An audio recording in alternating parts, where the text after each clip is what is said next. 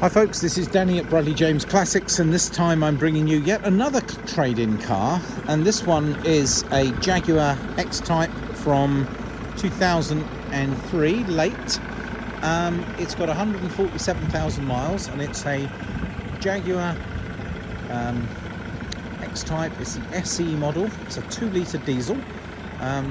It has champagne leather interior. And actually, with some TLC, I can't see any reason why this couldn't be a nice, inexpensive daily driver, which is affordable. It's certainly affordable for me because I'm literally selling it as a part exchange. We retrieved it from someone's garage who wasn't using it, and they bought one of my classic cars. Now, the car itself, the MOT expired in November 2020. Like everyone else in the world, not much driving has been done, so please expect the car to require some TLC. Certainly will require a new battery because the existing... Well, actually, when it charges up, apparently the battery's okay, but I just had to use a booster on it now, so I'll just warn you, a battery is probably required.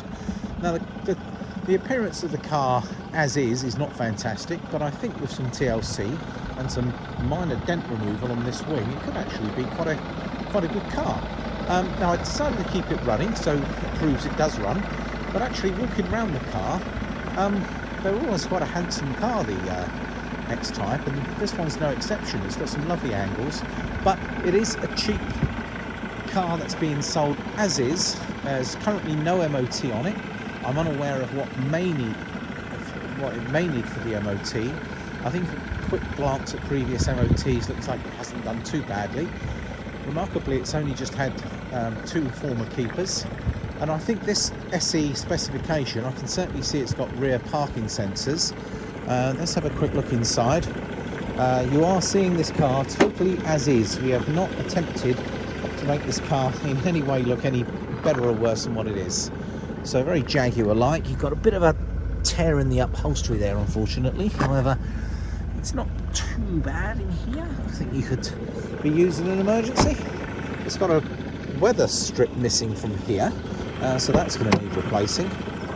And as I say, you are seeing this car very much as is, but it does have the traditional Jaguar wood and leather look to it, and as I say, with a good clean, I'm sure that would look a lot better. It's got a half wood steering wheel, and to my surprise, when I was actually looking through the paperwork, which we'll have a look at over here, I did notice it had its original bill of sale, which runs through all the bits and pieces you get with an SE model. Looks like the rear rubber here needs replacing as well. It's a bit mossy and horrible, where the previous owner ended up having it on his drive for a while, so I really can't vouch for how good or how bad certain aspects of the car is, other than the fact it's a cheap clearance car, and all I'm doing is recouping what we allowed for this car. So don't be surprised if you've got a bit of a spend to get it through the MOT, certainly a battery, but other than that, apparently it always started and went quite nicely. There's only a single key with this car. Oh, I promise you some paperwork. Let me get back in and give you a quick look at what we've got. So I'll sit in here. Oh, there we go. So obviously you've got the logbook, and there we're seeing just 2 former keepers. Can't really see in that light, but determined to show you, yeah, 2 former keepers.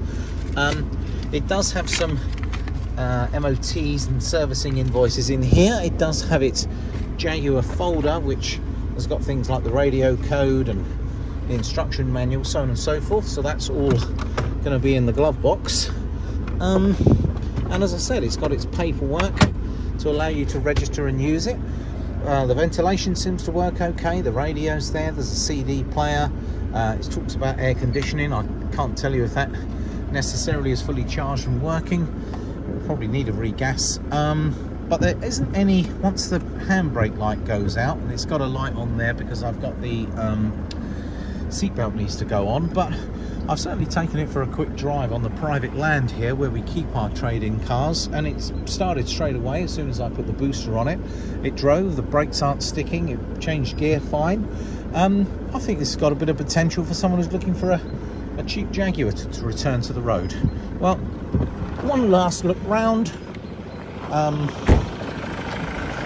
Hopefully you can see that it's fairly respectable down this side. Some parking lots, some corrosion on the front of the disc as you would expect. A little scuff down on this bumper that may polish out.